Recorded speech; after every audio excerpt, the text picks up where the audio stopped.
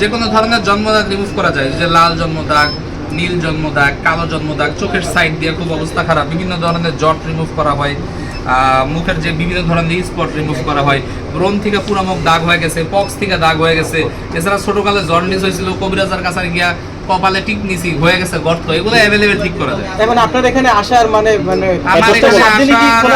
আমাদের এখানে আসার খুব সহজ সমাধান আছে, সেটা হলো মালিবাগ মোড় টুইন্টার মার্কেট, বৃহস্পতিবার বন্ধ, এছাড়া প্রতিদিন খোলা থাকে।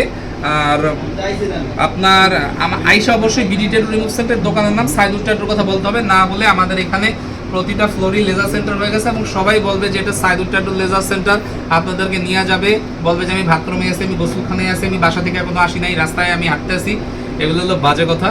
আমি আসলে যেখানে থাকবো সেখানে আপনারা কাজ করবেন, আমি যদি কাউকে দিয়ে কাজ করি সেটাই সব আলাদা। ঢাকার মধ্যে আপনার মানে শাখা কয়টি? আমার একটাই শাখা, আমি যেখানে বসে আছি মালিবাগ মোড় টুইন্টার মার্কেট। কেন আমি তো জানি আপনার 3-4টা শাখা।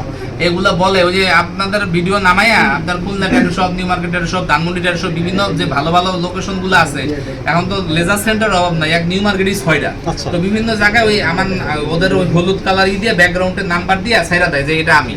আরে গেলে যদি আপনারা আমাকে না পান, কাজ করাবেন না। আমার নামে 64 ডিস্ট্রিক্টে বিভিন্ন জায়গায় আপনার দোকান হয়েছে, গেলে কয় এটা আমার ব্রাঞ্চ, তাহলে মানুষ বিশ্বাস করে। আপনি কি কিং যে আপনার নামেই করতে হবে? না না না, আমি মহান কোনো ব্যক্তি না। প্রবলেম হলো যে মানুষ আমার কথা শুনে এবং আমি যে কাজটা করি এটা অ্যাকুরেট করি, এইটারে এখন নষ্ট করতে হইব।